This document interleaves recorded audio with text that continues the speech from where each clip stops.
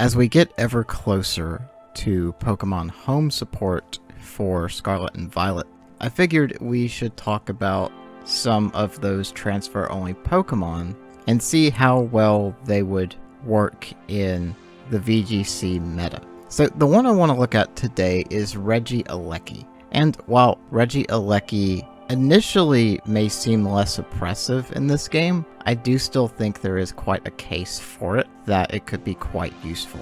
Now, I'm going to start with the typing, but it's just mono electric, so not much to talk about here, other than you can't hit ground with your stab, and just generally the offensive spread is kind of mediocre. Defensively, it is pretty good because you're only weak to ground, and you do resist 3 typings. So it is one of the bulkiest typings out there. It just has no answer for ground. And of course, Eleki still has Transistor, which increases the power of your electric type moves by 50%. Although this calculates in a kind of strange way. It's more so if you use an electric type attack, your attack stat is increased by 50%, which is why Life Orb and Choice Specs or Choice Band can have such a huge effect on the damage output of Regieleki. Now, Regieleki has the highest speed stat in the game, that of 200, which in Gen 8, it was very difficult to outspeed Regieleki. There was nothing that could outpace it outside of like Tailwind or some really fast Scarf builds, which made it an effective speed control option. However, Gen 9 is a little different because there are several Paradox forms that, when they have booster energy, are actually faster than Eleki. So that speed stat is no longer as oppressive as it used to be, but I will talk about some ways that it is still very strong.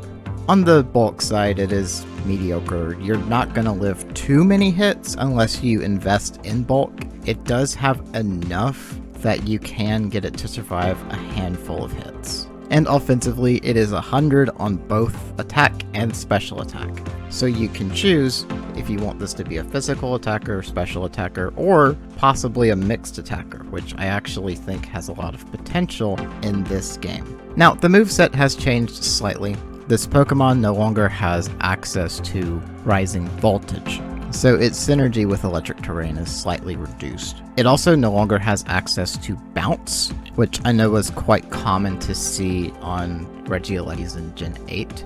But that doesn't stop it from still having some very solid moves, such as Electro Web for its famous speed control option, and its signature move is still here, Thunder Cage. There's the ever-consistent Thunderbolt, Volt Switch to switch it out, Electro Ball, which does synergize quite well with Eleki, Thunder, which synergizes with Rain teams, and Wild Charge to give it that physical type offense. And it still keeps a lot of its supportive moves, such as Eerie Impulse, both Reflect and Light Screen, as well as Thunder Wave. It still has access to Extreme Speed as well, which I guess if you ran like a normal Terra one, it would be pretty decent. But Extreme Speed is not really that necessary to have on Eleki. It still has Explosion, which I think is funny. And if you do want a flying type move, this does actually have Acrobatics still, so there could be a way to set this up with maybe like a Psychic Seed or something. So the moveset's a bit different, but it still has access to the primary moves that made Regieleki good in the first place. So initially looking at this, I thought Eleki's not going to be the premier speed control that it used to be in Gen 8 because Iron Bundle booster energy is just faster. But as I looked more into it, there's a use case that Eleki has access to because of how ridiculous its speed stat is, that you could build this to counter very specific things. So I was going through a couple calcs, and without any speed investment, and even without a speed buffing nature, this Pokemon is faster than Timid 252, Fluttermane, and Iron Bundle, with literally zero investment in the speed. Because of that, you could actually make this bulky and even a bulky mixed attacker, and it still be faster than Fluttermane, and faster than a non-booster Iron Bundle as well. That actually matters a lot, because there are some Iron Bundle and Fluttermane that don't run booster energy, meaning this can speed control them or actually just one-hit them. If you're running Life Orb and a little bit of attack investment, the Wild Charge can actually one-hit both Fluttermane and Iron Bundle quite effectively. And since you don't have to put any speed investment to outspeed them naturally, it actually has the bulk to survive hits from both of them.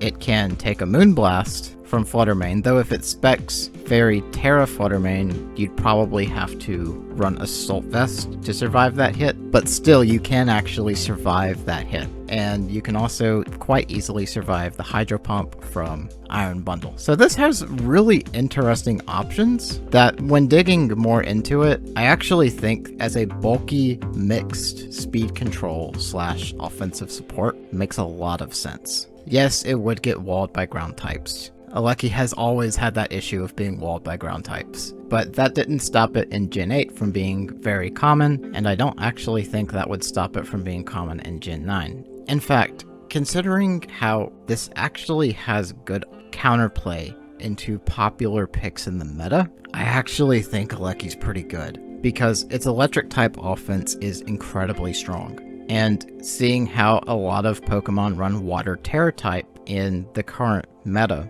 I think Regieleki's oppressive electric type power would probably be significant enough to cause a shift in the meta where Water Terra type is no longer the dominant defensive Terra type. Because it's very easy to build this to counter both Fluttermane and Iron Bundle, and you don't even need speed investment to do it, and if they're running Booster, you just run like Tailwind or something. Or you can lead it with Fake Out and have Fake Out Electro Web to then have Regieleki faster than a Booster Energy build. So Regieleki's still very strong, and I think it's going to shift the meta slightly. It will at least force the popular meta picks to be built with Regieleki in mind, which makes Regieleki a high / top tier pick if it's able to shift the meta that much. I think it has the potential to do that because I see a world where Regieleki is going to be quite common as an answer to some of the popular Paradox forms.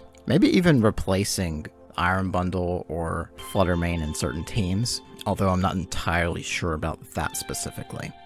But if you pair this with Chi-Yu, its offense is going to be ridiculous. And the current meta is really not prepared for that much electric type offense. But anyway, that's going to be it for this video. Thank you so much for watching, and I will see y'all next time.